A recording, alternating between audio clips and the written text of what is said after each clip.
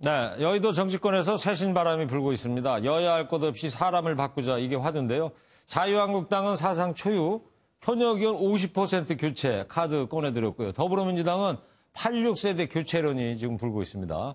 오늘 뉴스 추적 정치부 서정표 기자와 정치 쇄신론 이야기 나눠보도록 하겠습니다. 서정표 기자, 한국당이 이제 3분의 1 컷오프 카드를 꺼내들었는데 이 칼 제대로 꺼내든 것 같습니까?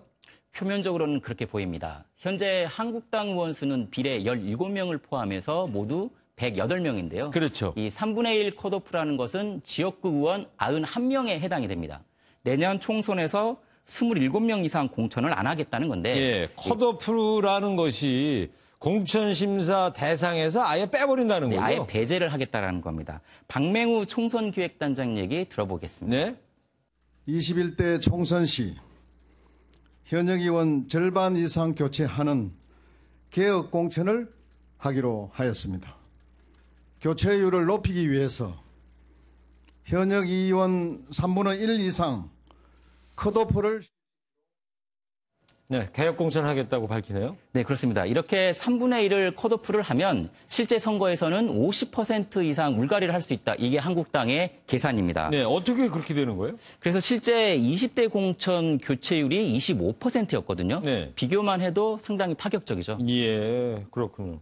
근데 이 공천안을 발표한 시점을 이제 주목하게 되는데 황교안 대표가 이제 단식 돌입하고 그 바로 다음 날 이런 발표가 있었죠? 네, 그렇습니다. 그래서 그 시점을 좀 의미 있게 봐야 될 것 같습니다. 그동안 한국당이 민주당에 비해서 쇄신안이 약하다. 왜 툭하면 이 장외 집회로만 나가느냐 이런 비판이 많았지 않습니까? 예. 예, 황 대표가 단식에 들어가면서 이 쇄신에 대해서도 상당히 힘을 줬는데요. 발언을 한번 직접 들어보시겠습니다. 당을 쇄신하라는 국민의 지엄한 명령을 받들기 위해서 저에게 부여된 칼을 들겠습니다. 네, 제가 지금 이 시점을 설명해 드리는 이유가 있습니다. 이 황 대표가 단식에 착수했을 때 제일 먼저 직면한 비판이 뭔지 아시죠? 갑자기 왜 단식하지 이거였잖아요. 네, 그렇습니다. 바로 왜 단식할까? 네네, 뜬금없다 이거였습니다. 네. 명분이 약하다라는 거였는데 그런데 이런 3분의 1 컷오프가 나오면서 이런 비판이 조금 누그러졌습니다. 네. 여기에다가 하나 더 눈여겨봐야 할 게 있는데요.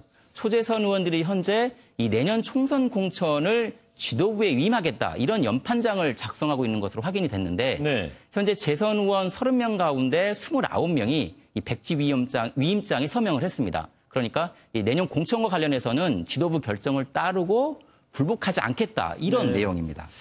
알겠어요. 그리고 지금 한국당 이런 흐름을 보면요. 황교안 대표의 고도의 전략 아니냐. 뭐 의원들은 또 지도부에 또 힘을 실어주고 이런 상황인 거네요? 네, 그렇습니다. 겉으로 드러난 것만 보면. 네, 맞습니다. 황교안 대표의 어떤 전략에 상당히 힘을 실어주는 그런 모양새고요.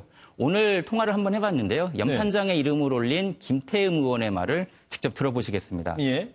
구성원들이 희생과 이 헌신으로 당을 새롭게 쇄신하고 바꾸자라는 그런 의미에서 그 자유한국당 내에서 지금 3분의 1 컷오프에 대한 당내 비판 같은 건 없어요?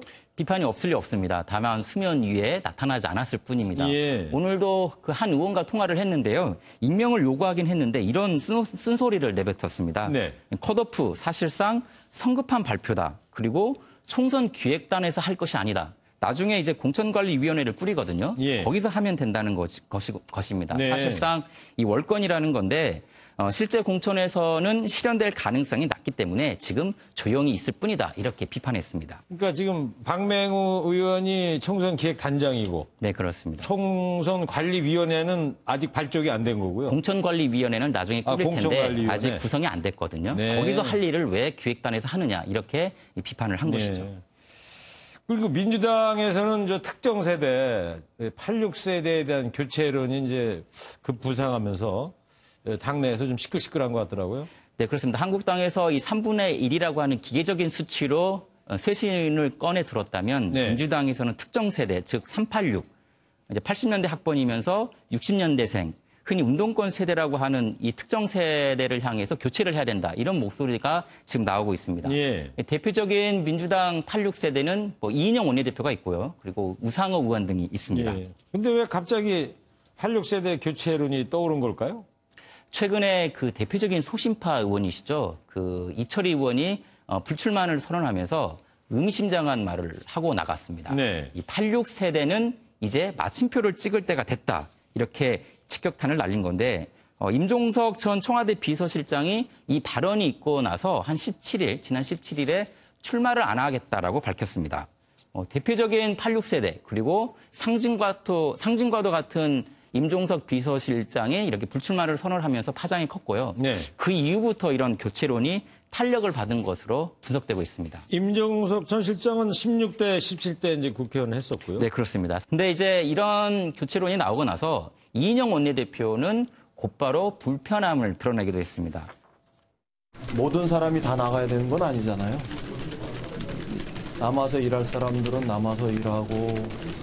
남아서 일할 사람은 남아서 일해야 된다 이렇게 얘기를 하네요. 심지어 우상호 의원은 아예 모욕감 같은 것을 느낀다라고 직설적으로 표현을 하면서 교체론은 신중하지 못하다 이렇게 비판을 했습니다. 네. 자, 뭐 여야 할 것 없이 변화하지 않으면 안 된다라는 공통 인식이 있어 보입니다. 실제 총선에서는 어떤 결과로 이어질지 이제 지켜봐야 될 것 같습니다. 서정표 기자였습니다.